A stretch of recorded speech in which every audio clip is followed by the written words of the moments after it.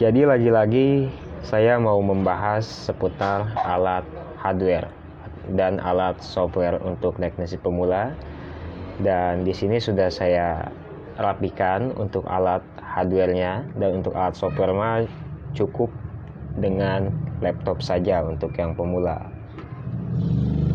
Jadi tutorial ini saya berikan kepada kalian yang ingin benar-benar menjadi teknisi pemula dan kalian tidak mengetahui alat-alat yang dibutuhkan oleh teknisi HP pemula ya. Jadi cukup sederhana, dan untuk menjadi seorang teknisi handphone itu tidak cukup dengan alat, melainkan dengan skill kita juga ya. Oke, jadi kita langsung untuk perkenalannya. Yang pertama, di sini ada obeng. Ini obeng yang saya gunakan, ini obeng utama. Kalian hitung saja ya, harganya saya akan sebutkan. Ini perkiraan. Ini dulu saya belinya 18.000. Ini untuk obeng utama yang ukurannya 0.7 kalau nggak salah. Obeng utama, obeng Android ya, obeng Cina, Android ya, dan lainnya. Dan ini untuk obeng yang universal. Jadi ini sangat murah, 25.000 untuk harga segininya, karena ini yang KW ya. Kalau ini yang ini yang KW. Ini bisa dipakai buat obeng iPhone dan lain-lain karena ini universal ya, banyak. Dan yang kedua adalah solder. Tentunya kita harus memiliki solder. Solder yang saya gunakan juga ini solder sandaran dan bukan KW ya, karena ini yang saya suka dari dulu soldernya. Solder Sansin ya, mereknya ini. Ini harganya kalau nggak salah itu 60.000. Tadi 18.000, 25.000, ini 60.000. Dan teman solder adalah loadpad. Jika kalian menggunakan solder, kalian harus mempunyai alat ini ya. Ini adalah loadpad, yaitu untuk merapihkan. Kalian bakal tahu nanti. Dan sudah itu ada timah. Di sini timah ya untuk melengkapi si solder ya. Karena kalau solder biasanya dengan timah. Dan sudah itu ada timah cair. Timah cair kegunaannya yaitu untuk mencetak kaki-kaki IC.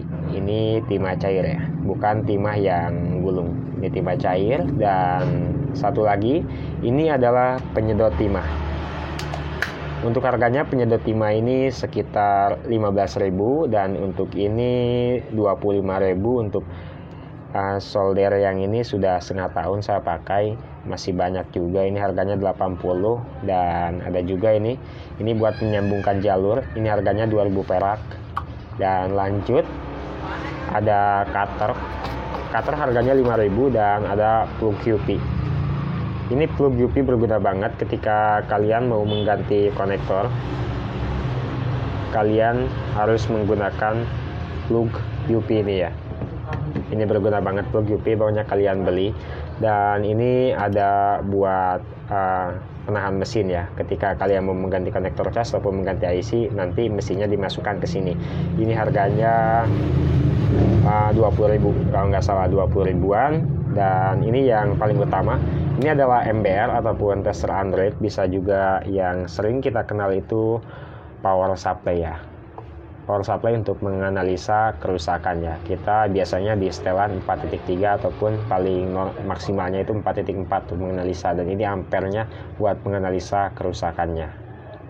Ini bisa juga digunakan untuk MBR. MBR itu penghancur shot. Dan ini saya belinya 250.000. Ada plug juga yang biasa harganya 2.000. Dan ada thinner. Thinner yang saya gunakan adalah thinner Ampla. Harganya 30.000 per kalengnya, thinner Ampla. Dan ini untuk tutup ataupun wadah thinnernya harganya 25.000. Dan tak lupa ada lem LCD T8000. Ini buat pengeleman LCD ya. Jadi cukup simpel segitu. Dan ini ada desktop buat mengecek baterai apakah masih ada isinya ataukah tidak ya.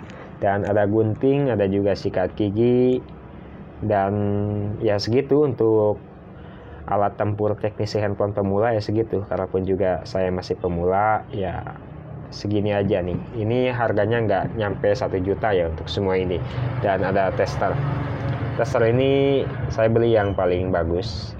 Ini harganya 80.000 dan kegunaannya ini buat mengecek kerusakan apakah ada yang konslet ataukah tidak. Jadi dicek satu persatu ya si komponen dalam handphone itu. Jadi untuk pertama kalian beli dulu alat-alat servis yang kayak begini, dan kalian juga beli lampu ya buat menerangi. Cukup segini. Alat servis para teknisi HP pemula itu nggak ada modal yang gede banget, dan masuk sih ya segini ya. Dan ini jangan lupa ya, ini blower buat pengangkatan komponen yang susah seperti IC ataupun konektor charger.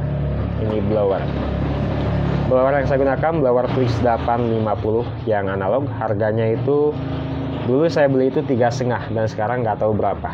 Untuk alat hardware hanya segitu.